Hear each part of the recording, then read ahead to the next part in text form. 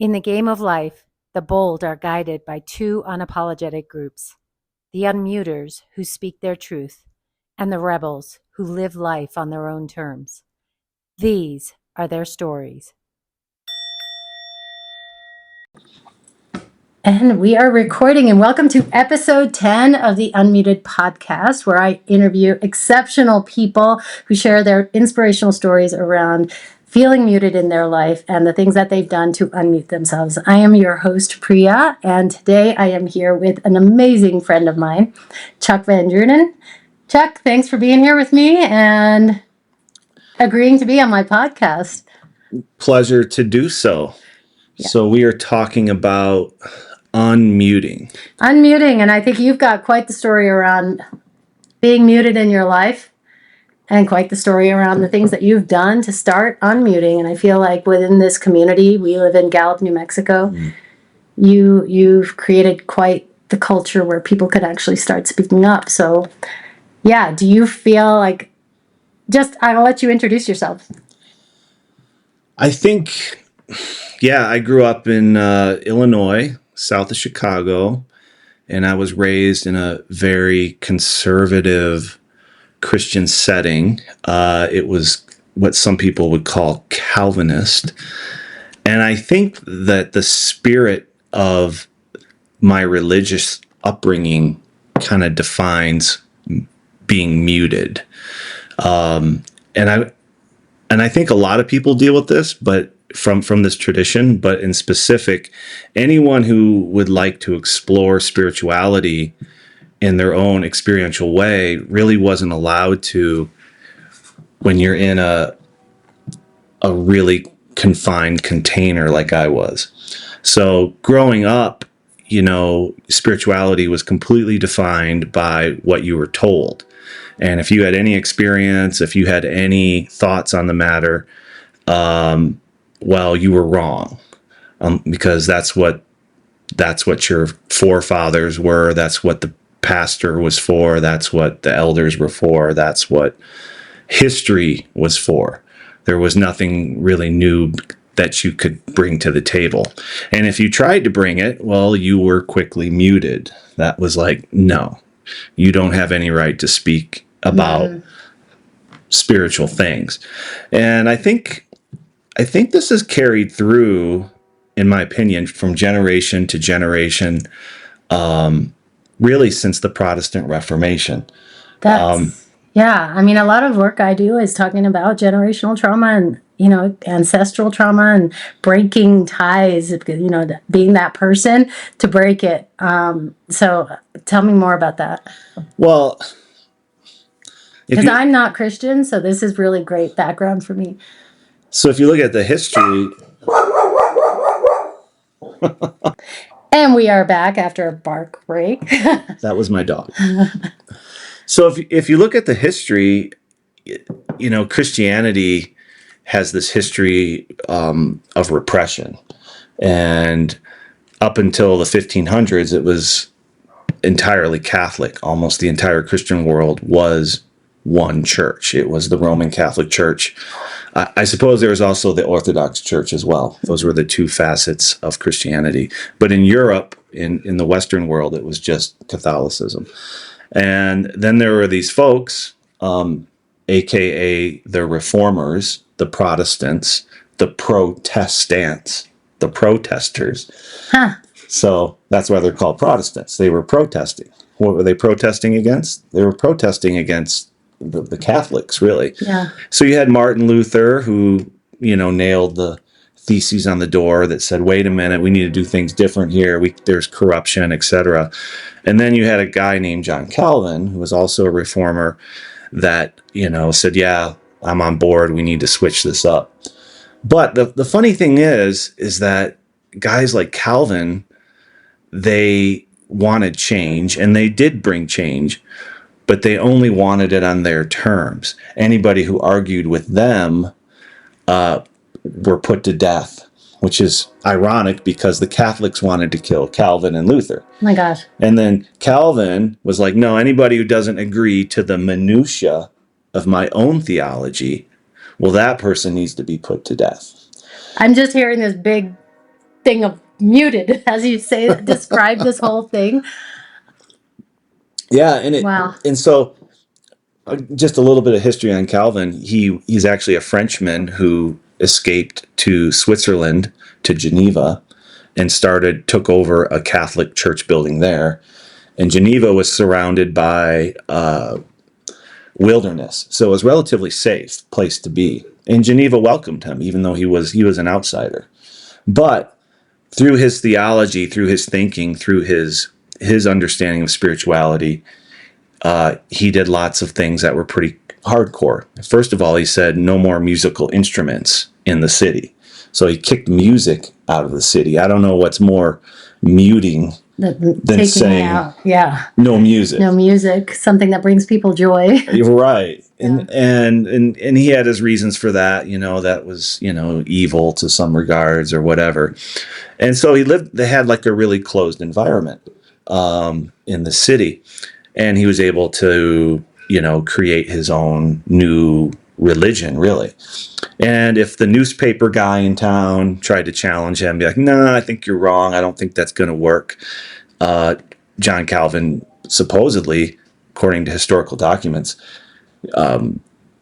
took a hot poker and put a hole through this guy's tongue. So that was one thing.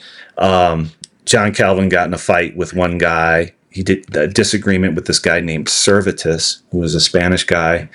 And when he came to Geneva, John Calvin was complicit in burning him at the stake. Oh my God! Because they disagreed. They were both Christians. They just had different theology. Yeah. So this is my heritage. Like this is like the Santa Claus. This is like the godfather of my religion. This guy John Calvin. He's like, this is what everybody worships in my little sector of Christianity. And when you look at the history of how he operated and what he believed, he operated out of a mentality that he knew what was best, and anyone who tried to challenge that or speak their own truth should be silenced, and possibly should be killed. And so I think that spirit has carried over. I mean, that was 500 years ago, but I think pieces of that have carried over in the religion, generation to generation to generation to generation. And it really has stifled the evolution of spirituality, of the Christian religion in particular. So let me ask you a question. When you were as a child and you were being raised, I'm assuming you went to church regularly? Oh, yeah. Yeah. So Twice on Sunday. Twice? Twice, in the morning and in the evening. Oh, wow. Oh, yeah. Wow. So were you raised with these beliefs around fear and? Oh, yeah. Yeah. Oh, yeah. Well, or was it just an inherent something that you just understood, that you knew that? I mean, I got it from all angles. So you went to church twice on Sunday, but then I went to a Christian school that was started in the basement of my church. Okay. So which had 13 kids, K through 8. So at that point, I'm also getting basically the same religious instruction 5 days a week, and then twice on Sunday. And in that same mentality of don't speak, listen, almost saying in a very direct way, shut up, was kind of the essence of that grade school. This teacher was a 65-year-old man who was bitter and angry, to say the least. And I think in looking back on it, it was like, yeah, you didn't say anything, because if you tried, it was so bad. This is how bad the muting was. If you went out to recess and for some reason you forgot to use the restroom and you came back from recess, kids in this little school were too scared to raise their hand to use the restroom, because if you did, you were going to get severely yelled at. So kids chose to wet their pants, and this happened regularly. There would be pee flowing down the floor from the kid in front of me, because they were too scared to admit that they forgot to use the restroom, because they knew the consequences would be dire if you admitted that. So that was that was the kind of spirit that you kind of grew up in. So let me ask you a question. Like, since I'm not Christian, and when I started to delve into my own spiritual practice and try to understand Buddhism, try to even understand Hinduism, and Hinduism related to caste system and all of these things. One of the things I learned about Jesus is everybody's using his name, but he was pure love. Like he wasn't, correct me if I'm wrong, like this is not what he was there to do. Like he was not about oppression. He was not about muting people. He was love. And yet that I never understood that, because now you're sharing. I don't even think I've heard this extreme of what your experience was. Where did it happen that people took what Jesus is here to do and then turned it into, we're gonna scare the shit out of you? Well, that's the irony of the Christian religion in general. And again, you have to understand the history.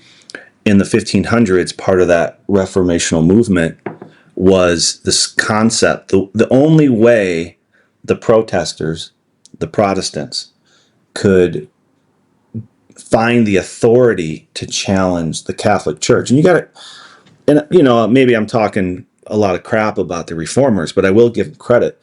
They were tough. They were strong. I mean, for lack of a better word, they had balls of steel. They went against an institution that had 1,500 years of history. They went against an institution that built these massive churches in all their communities. And the church at that time, the Catholic Church, that was not just a church. That was also the courtroom. That was all they had. Their everything. That was the whole thing that held the community together. That was the church that your great grandpa and your great great great grandpa built. And for a reformer like Martin Luther or John Calvin to say, you know what, I don't think so, that's brave. So I give them props for that. But to answer your question, how they pulled all this off was they had to find something that could compete with the authority of the Pope, because the Catholics, to this day, to some degree, always thought, okay, the Pope is the vicar of Christ. This is the person that is in succession to Peter, who is the highest authority with Christ. So to do that, what the Protestants did is they came up with this idea called sola scriptura. And they basically said, well, the Bible is the word of God, and now the Bible is equal to God, and the Bible is more important than the Pope.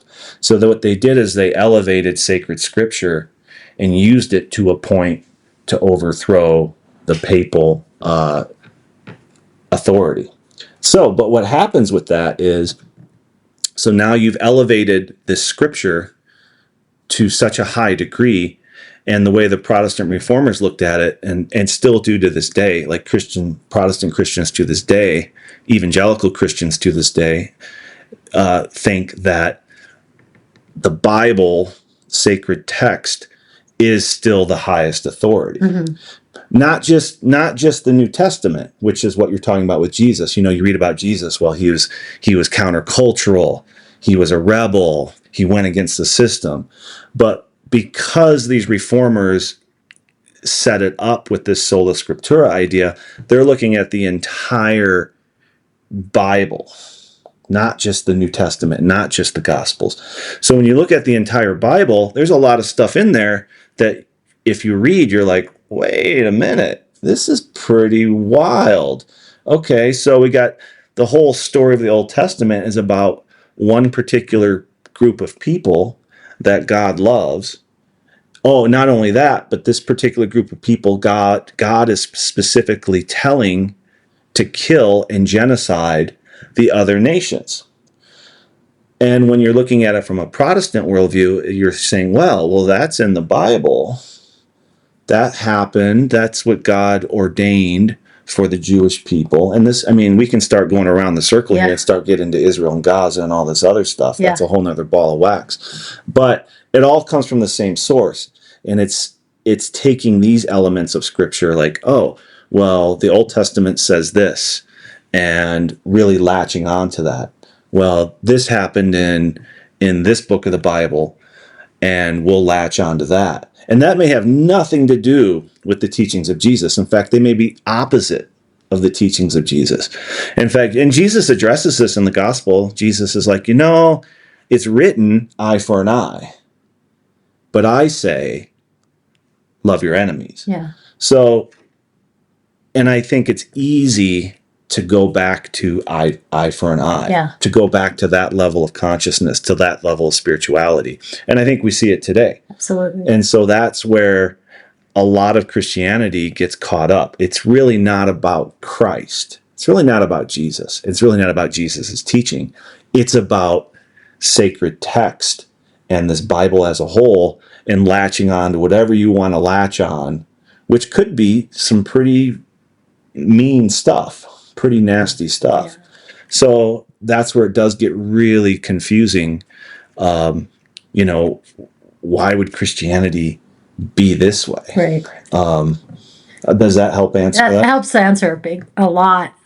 Just because like I said, I was skimming the surface of a lot of different things and asking questions just to get clarity of myself, because I was questioning what I was taught. I was questioning what I was around, I took other people's experiences and words as gospel, like this must be it. But then when I started questioning it, I was like, wait, this isn't it. My question for you is, at what point in your life did you think like, hey, this doesn't feel right? Or when did you start questioning it? When did you start saying, wait, this is not me? Or I don't subscribe to this. Yeah. I was a weird duck. I mean, I was young. I mean, I think it's maybe when I was 10, 11, 12, I loved reading. I liked books. And I was a little bit of a religious zealot. I was into this Christian thing. So I would read the Bible on my own as a young kid. And I would just read it and read it and read it. And I had to anyway, because you read it every day in school. And then you read it twice on Sunday. But when it was always odd, like I would read these sections of the Bible, and they were never talked about in school, and they were never talked about in church. And they were potent things, like sections where Jesus says, don't worry about tomorrow. Look at the birds. They don't store up. Mm-hmm. Look at the flowers of the field. Solomon was not even arraigned in such beauty. And it started to make me wonder, like, what's going on here? Like, and that would never be talked about. Those passages wouldn't be talked about in the Christian culture I grew up in, because then people might be lazy. Oh no, you might not be productive. You might not, we can't be talking about birds and flowers, but that's in the Gospels, and there's a lot of things like that in there. So I think when I was really young, I was like, that's pretty cool. And I kind of latched on to these different facets, these different portions of Christianity that weren't necessarily called out or talked about in my tradition. And then when it came time to like officially, usually when you're 13, 14, 15, you're supposed to like join the church, and they have this church membership, type of thing. In my tradition, it was called profession of faith. And that's kind of like to prove that you're part of the club, more or less. And then when it came for that, I think I just thought to myself, I said, wow, for one, I don't see anything about this in the text, still using this sola scriptura as my basis. I was like, where is this country club membership idea come from? It's not anywhere in the tradition that I see. And in my growing up, you were baptized as a baby. And a lot of Christian traditions, you're baptized as an adult. And in the Christian text in the Bible, there is only adult baptisms. So, but I'm not sure on the history on that, but at some point you're baptized as a baby in a lot of Christian traditions. And then when you get to adult age, it's like, then you become a member. But I was just like, no, I don't think so. There's something that's not right here. There's some bullshit here. It doesn't feel right. It doesn't smell right. I have nothing against it per se. Like my friends want to do it, other people want to do it. But for me, I think this is just a cop out in a way for myself personally to like rubber stamp and be like, all right, you did this, so now you're good with God. Yeah. And I think at a very young age, I was like, that's not the level of spirituality I'm interested in. So I never did. That's amazing. Yeah. That's amazing. And my parents were always like, so, Chuck, you want to do that, become the member thing? I was like, no. And it wasn't a rebel either. I wasn't like, yeah, and church sucks and I don't want to go. I wasn't like that at all. I was like, no, I still want to go to church. I still want to, learn and participate, but I don't want to do that. I'm not part of that level, So yeah, it was weird. Kind of a mixture of agreeing and not agreeing at the same time. But do you feel like it muted you as an adult, moving on into adulthood? What's that? Do you feel like this background, growing up this way, muted you as an adult? Because, you and I have met and become good friends probably in the last 5 years or so, where both been on our own journeys of really questioning everything. And so do you feel like even being the rebel and saying, no, I don't need to, it still had an impact on I think your full expression of yourself? I think, human beings were social animals. Mm-hmm. And when you don't feel quite a part of, quote unquote, your herd, your pack, the pack of animals that you run with, the herd that you run with. Yeah, I think there's some inherent muting because you are by default a little bit of a black sheep. Unless you find a totally new community, you're kind of like, oh, what's wrong with him? Oh yeah, he's not quite there, So yeah, I think there's some muting with that, but I think I always fought that too. Like when I went to college, at this small college in Iowa that was part of this church denomination. It's called Dordt College. It's located right next to Nerd University. No, I'm just kidding. It's Dordt, D-O-R-D-T. D-O-R-D-T. And it's named after this reformational document called the Canons of Dordt, which is a whole other thing. Yeah, I know. It's pretty hard. Sounds like it's pretty hardcore. Nicolas Cage movie. But when I was in college, again, I felt I was open to learning what I could there, but I started an underground magazine. And I started to question, I would hold their ideals up to a litmus test. Like this particular college, we believe that God wants us to reform every modality of life and make it better, which is great. That's an awesome idea. But then why is the cafeteria food so horrible? Why don't you reform it? And I'm just like, that's what you do when you're in college. You want to like goad them a little bit and say, okay, well, if that's what you believe, well, then why don't you go the distance on it? And this college hated me. Oh my gosh. Did you have a lot of followers? Oh yeah, the student body loved it, but the administration was like just like in the spirit of John Calvin, they're like this shit don't fly. You don't speak. We make the rules. So they called me in their office and they're like, "You're out of here. You're done. Kicked out of school? You're expelled." They told me, said, "Pack your stuff up. You're expelled." And I said, "For what?"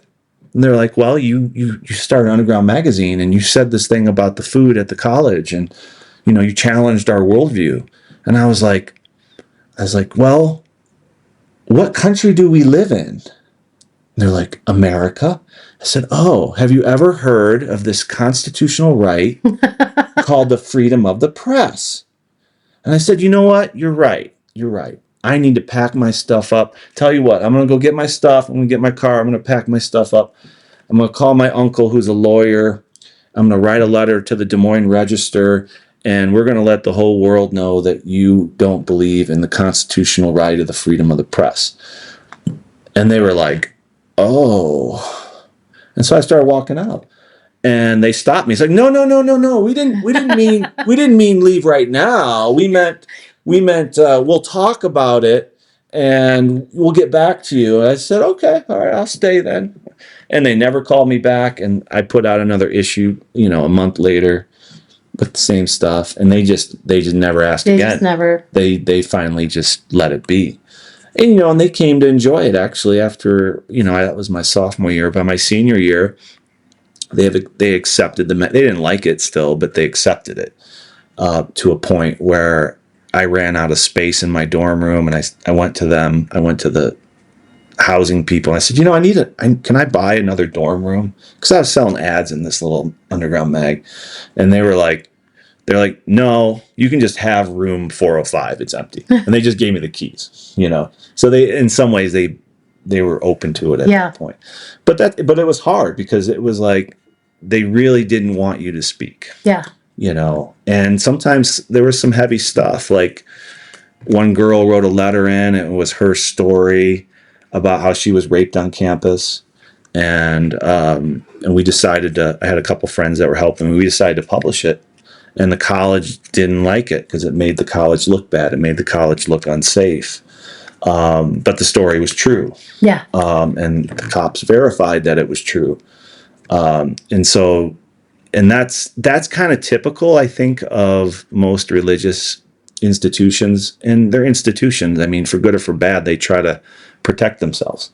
And I get that. It's like, and that's okay, I guess, to a degree. But I think there's also a place to say, no, I need to speak too. Yeah. And I think fast forward to today and just how, the past few years that I've gotten to know you, you've created, just even in Gallup here, projects for yourself where speaking out is your outlet, like creative writing, the newspaper. So share some more on like the things that you do, because I find them to be pretty inspiring and ballsy. Even if it's the journey and just what you started and all of that. I think that's just part of who I am to a degree, is like I really am a communicator, and I like to speak, and I feel like I'm still coming into my own in a way. It's not, I think there's still some baggage from my tradition that sits on me a bit. But no, I mean, yeah, in Gallup, it's been great to do a community magazine. I attempted to run for mayor, thankfully unsuccessfully. So wanted you to be mayor. You've been a great mayor. And it's been, and it's been a little tenuous. I really appreciated and kind of fell into some different spiritual leaders that I really like. I really appreciate guys like Father Richard Rohr. I found so much value in what he teaches, but that's been also threatening to a lot of people that have my religious heritage. They found that as something that is incompatible with the Christian religion. And that's a big problem I see politically, that I see across this country, that I see across this world, where if things aren't the way, especially religiously, if things aren't the way you think they should be, then that person needs to be shut up. Yeah. So I felt that too here, even in Gallup, ironically. And in some ways that's been good, because I felt this solidarity in a way for the native peoples here that I think were also told to shut up. And obviously I wasn't here when all this happened, but I feel like when the Christian missionaries came here, they said, you know what, your religion has no value. Mm-hmm. You need to shut up. Literally, don't speak your language, go to this boarding school, get on board with the right religion. One of my team members at my nonprofit, talks about getting her mouth washed out with soap. For speaking Navajo. For speaking Navajo. In the boarding schools. That's a whole other episode. Just talking about being muted and unmuting. Yeah. So, and she's one of quite a few people that had that same experience. And as a result, they don't speak Navajo fluently because they were conditioned, And and that's the irony in a way. Like I really think a lot of these early missionaries or people, I don't think they were poorly intentioned because of the way their thinking and their theology was. I think they honestly thought they were doing people a favor. Like, oh, we I assume that they came in and said, well, we want to save your soul. We want to make sure that you get to heaven. And in order to do that, you got to do X, Y, Z. So it's kind of hard. I mean, I can see like how that's a problem, and that's a whole nother topic. But like, how many people have been muted? How much trauma and muting has taken place in order to quote unquote save someone? And that, I think, is also a huge problem in the sense of spirituality, whether it's Christian or otherwise, probably needs to evolve beyond this idea that you're going to save someone. Right. Right. I think there's tremendous wisdom and tremendous beauty in the native religions. The little that I know of, at least, I see tremendous value. And I just received a flyer on my door too. It was something about being saved, and now that I'm in this body and I'm really comfortable with who I am, right? And I was like, saved from what? I'm living a really great life. What do I need to be saved from? And it was just funny. It's ironic that you talk about being saved. Well, and I think that's a narrative within the Christian world that has been a focus for a really long time. And the irony is, in my opinion, it isn't that strong of a theme. In the Old Testament, the Jewish people, to my understanding, did not believe in a heaven or a hell. They had the word, I believe the Jewish word is Sheol, where everybody went. Didn't matter if you were good or bad. It was just the underworld. So that is the history of the Jewish religion. You didn't go to heaven or hell, you went to Sheol. And it wasn't necessarily good or bad. It was just the underworld. And then I think when people got to the New Testament, I think there's been some unfortunate translations about the word hell and about the word heaven. And somehow we got caught into this idea.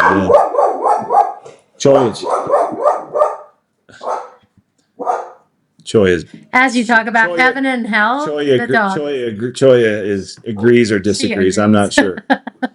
But I think, when you look at the teachings of Jesus, in my opinion, at least, Jesus would say these things like, the kingdom of heaven is within you, and the kingdom of heaven is here and now. And it makes it really interesting to try to put these ideas into place. Well, what does that mean? Does that mean that focusing on the future of this eternal destiny doesn't quite seem to fit with a lot of these teachings of Jesus. Just remind me of what everybody talks about now, about mindfulness and present moment awareness. It's just what you're saying, the kingdom. I don't know the exact words that you just said, but well, no, I believe Jesus teaches a lot of that. When he says the kingdom is within you and the kingdom of God is here and now. And there's all these other parables that Jesus has that, I've never heard good traditional interpretations for. Like there's the parable of these, I think they're the virgins that have these lamps, and they were supposed to keep their lamps lit while they're waiting for the bridegroom to come. And a lot of them didn't, like the lamps, they ran out of oil, or they didn't keep it lit, or they fell asleep or whatever, and they missed the arrival of the bridegroom. And a lot of people say, well, they missed heaven. And I don't think so. I think to me, a parable like that, a story like that, is more about, keeping your lamp lit and being present right now. Otherwise, you will miss the moment. Absolutely. You will not be here. You will miss the kingdom, which is here and now. So that's my 2 cents on that. And a lot of people disagree with me. They're like, no, that's not what Christianity is about. But I would beg to differ. In my opinion, if when I read the Bible, if you read the whole thing through, if there's one thing that's crystal clear to me, it's the obvious truth that spirituality evolves. Something is evolving here. I mean, when you start in the beginning of the book, you've got God telling people to kill their neighbor. You know, in the beginning of the Bible, you got all these rules, like you better sacrifice animals, you better do this protocol and that protocol, you do this, you do that. Then as you progress through, you get to the minor prophets, and all of a sudden God is like, you know what, I'm kind of sick of your sacrifices. You know, these things that I told you to do, they kind of annoy me now. And I'd really rather have a humble, clean heart rather than all this protocol. And it's kind of like, well, wait a minute, God, can you just change your mind in the middle of this? Yeah. So what's changing here? And then you get to the New Testament where you get to Jesus, and Jesus just blows the whole thing up. He's like, yeah, forget the eye to the eye thing. We're going to love our neighbors. Oh, that whole Sabbath thing. Yeah, well, you kind of missed the point on that too. Maybe you should love your neighbor there as well and not be so concerned about this, that, and the other. Oh, all these other rules, not so important. So what's happening when I read the Bible is that something is evolving. Probably the human understanding of who God is evolving. Maybe spirit isn't necessarily changing. Maybe this narrative, this sacred text narrative, is much more about how humanity is growing into a different vision of what already has been or is.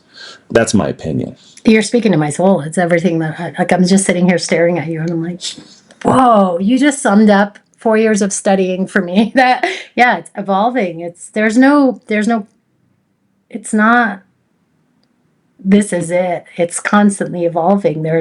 And I think it's people like you who question the status quo and don't settle for the status quo, who allow it to evolve. So you're a massive change maker in this movement. You might think, oh, I'm just one person in Gallup, but you have no idea the ripple effect that you're having. And hopefully this will get out to people that you're going to give others permission to see things the same way. Because I think so many people are programmed. They know that they're programmed a certain way. They think differently, but they're so scared to break out of it in fear because of the fear mongering that some of these faiths bring on, And it's, I mean, let's be honest too. I think structure and having boundaries within a religious structure, it does work to take away your anxiety. So it's like, oh, okay, I'm good because I did these protocols, or I'm in with God because that does take away anxiety. And I think when you go off on a limb, or you try to move on to something else, you try to bust out, the price that you pay for that could be anxiety. So you kind of have to live in that tension. Am I willing to live in the anxiety of, well, the group doesn't agree with me, or the tradition doesn't agree with me? Can you handle that anxiety? And that's not easy. I'm not going to say it is. I do think not everybody has their own journey in that razor's edge of one way or the other. And with that said, I mean, tradition is good. I mean, there is something really good about a tradition. There is wisdom in a tradition. I don't think it necessarily does anyone any favors to get rid of tradition as a whole. Right. It doesn't. I mean, those things have wisdom in their own. But I think tempering it with the idea that, yes, these people went before us. Yes, we stand on their shoulders. Can we thank them? Yes.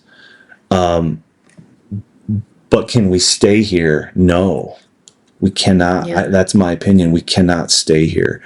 And I don't think they would want us to, I mean, looking back in history, I mean, if John Calvin were to witness the current expression of his followers in the church today, he would probably want to kill them all, because he'd be like, what the heck is that?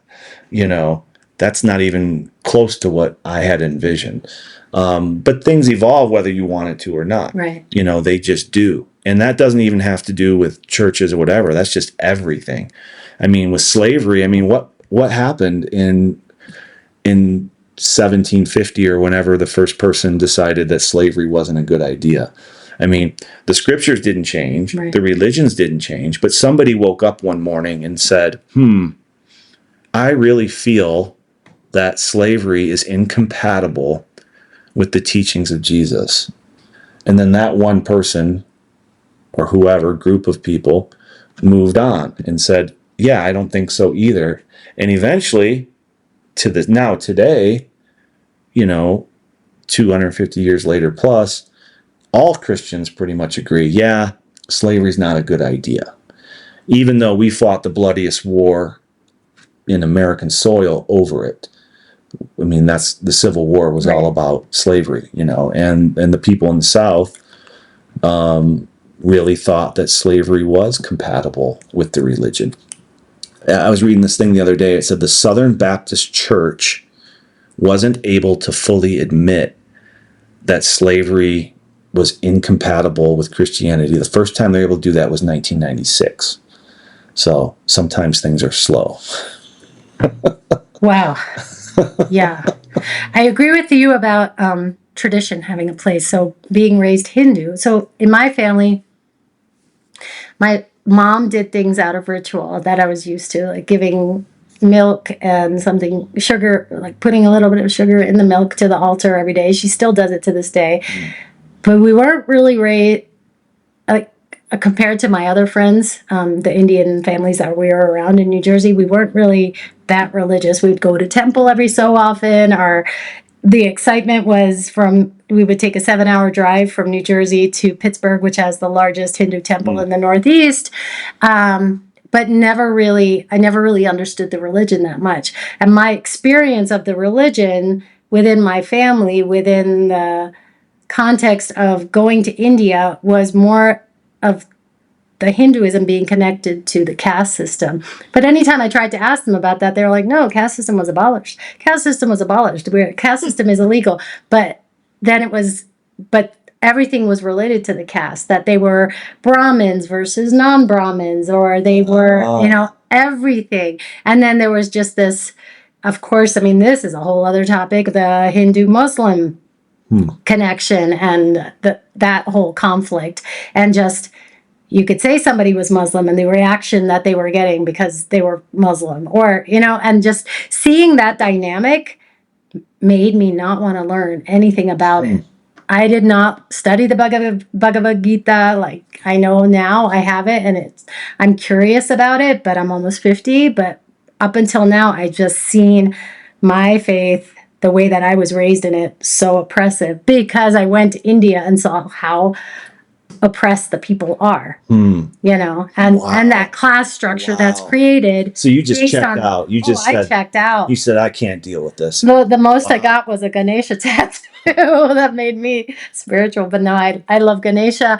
I loved Ganesha, the elephant god, because of what he represents. One, he was my grandfather's favorite god. But technically, for our caste, we're not supposed to worship. We're not supposed to follow Ganesha because he's another caste's god. It's so ridiculous.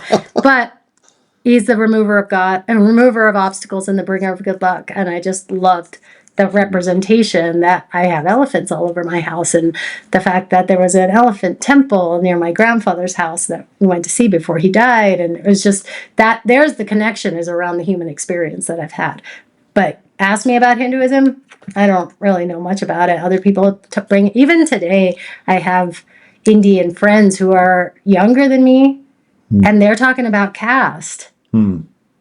And I'm like, it's 2024 and you're talking about caste. It's still there. It's still there. And then we have a pretty big South Indian community here in Gallup. So when we started meeting them, it was like, you Brahmins. I'm like, what are you talking about? Well, you people do this. And I'm like, I have no clue what you're talking about because my family didn't raise me that way, which is, I'm really happy for that. Like, yeah, that early on, similar to you, I was like, this is not right. Something's really oppressive about this. And now at 50, I get to take bits and pieces of all the different things I've learned, including Christianity, and I kind of have created my own faith. That, when you talk about the different social castes, that was another thing about Christianity that is kind of interesting. So that definitely was the case in the Old Testament, right?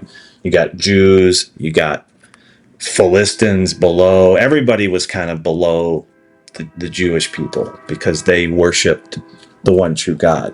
But it's funny when you get to the New Testament with Jesus, the one thing that's probably what got him killed more than anything else was he started to say, oh no, the Gentiles, the Samaritan, people from outside the Jewish community, he said, that's who needs to come in.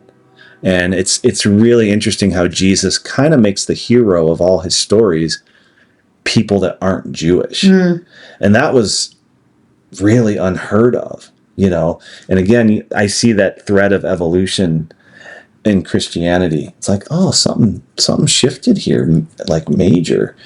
And I am thankful for, as much as there's been struggles and disagreements or not fitting in, I am thankful for having studied one tradition deeply.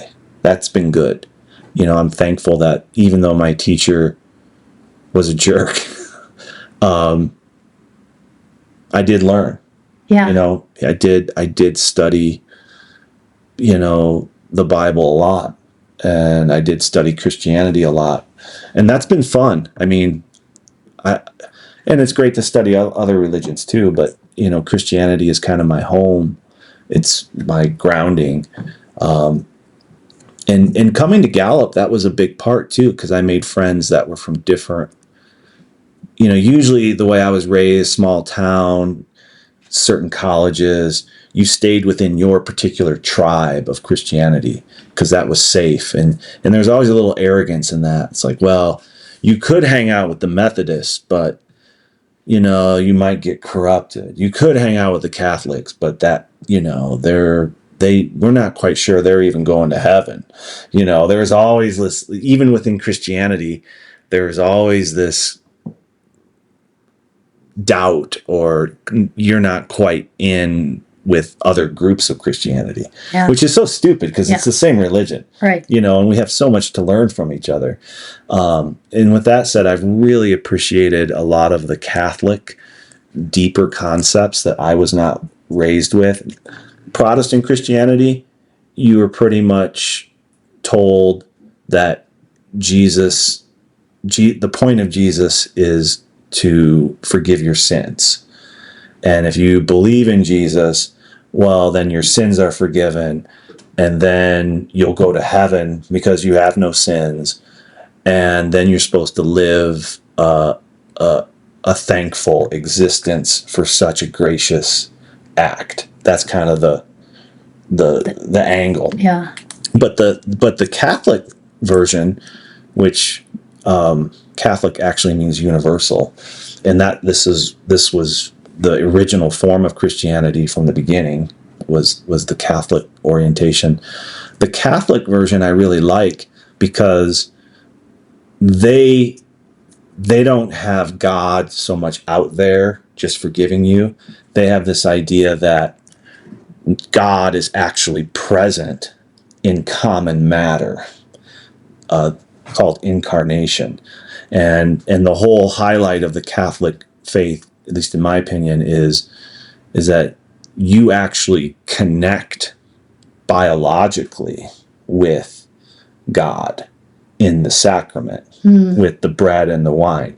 Like Jesus actually is this thing, which sounds kind of crazy, which is also kind of like it. It's like, wow, that's kind of crazy. Cool. The way you describe it now, I'm like, that's really neat. But the concept that God is present in common matter, that's also true of most native religions, like pagan religions that they'll call us. And so I don't see that they're that different.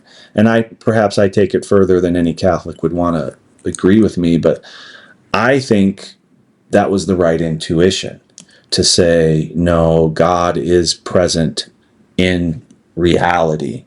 God is present in matter.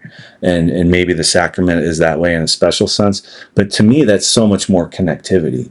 Like, we're part of this dance. We're part of this game with the divine, with spirit. We live in an inspirited world. We are connected in it. Instead of having this deity that's kind of out there that you grovel with and you make a deal with, and that doesn't make my heart come alive. And that's why I'm probably not considered Protestant anymore, nor am I Catholic for that matter. Yeah. But I still think I'm Christian because I love the idea of incarnation.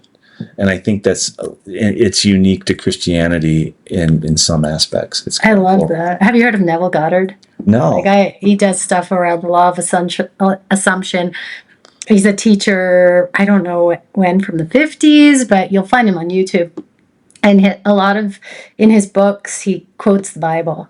But a lot of I want to say a big part of his teachings are that God is within us. Like, we are God. He's got this I amness that he's talking about. Like, yeah. So cool. It's really cool. I mean, I talk about him in every episode because he's such a... It's easy to understand. What's the way he described it. Neville Goddard. I'll have to check him out. Yeah. I'll have to share the channel with you. Well, that's what's funny. Like, I think like in a lot of religious things, there's people today, like modern theologians or modern spiritual people, that are kind of touching on things that are embedded in these traditions that haven't really been thought out before. Like some of these guys that would be considered New Age, like Eckhart Tolle or whoever, when I look at it, I see that already embedded in the Christian tradition. So Eckhart Tolle, his idea is that the whole goal of humanity in some ways is to overcome your ego.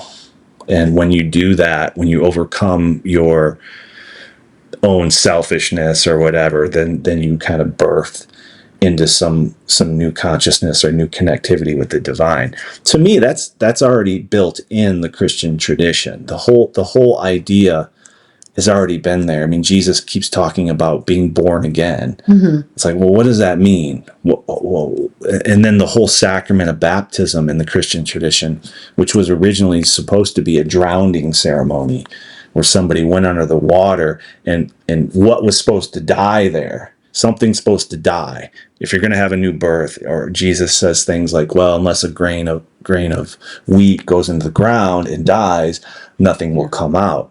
Well, the question is, in Christianity, it's like, well, what is it that's supposed to die? And when you look how Jesus interacts with people throughout the Gospels, Jesus was a master at cracking people's egos. He meets with this guy who's a rich young ruler. He's a rich guy, and the guy says, I kept all the commandments and I did everything right.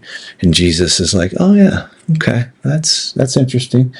And Jesus is like, yeah, you have. So I'll tell you what, just sell all your stuff, get rid of your money, and you can come with me. Because he knows that's where the guy's ego is. It's attached to his money, and the guy can't do it.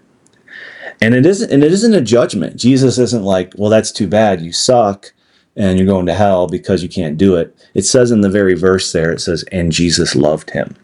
And it's like Jesus is just giving him his work. Look, I'll show you what you need to work on so that you can be whole. And we get all caught up.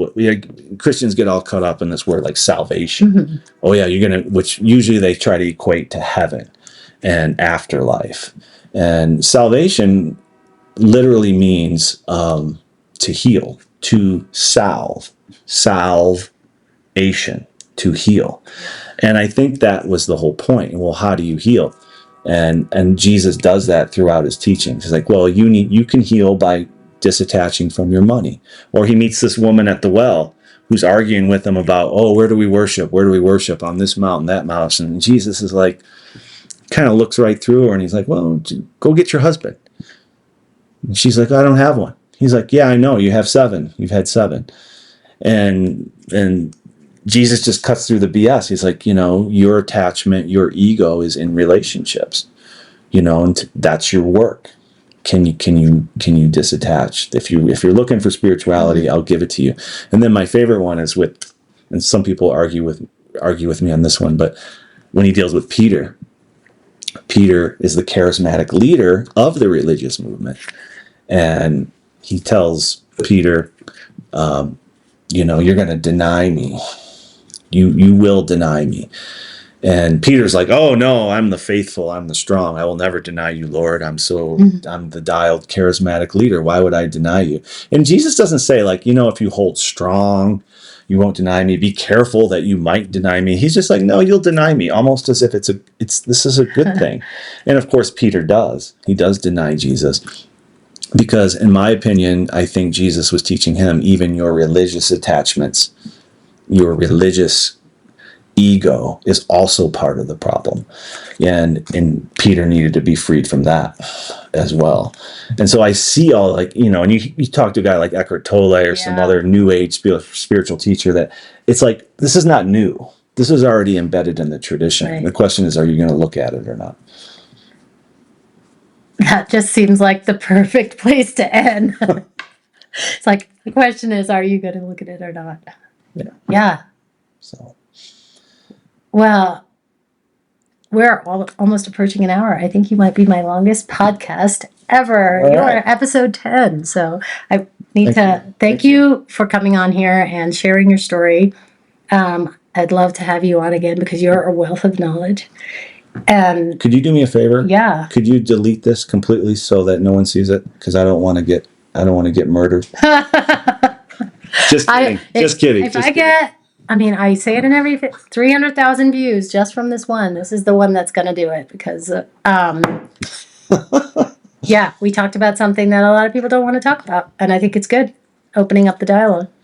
So thank you for helping me unmute. Yeah, thank you as well. It's good to have prods. Absolutely. So we will see you again on this show. Cheers. Cheers.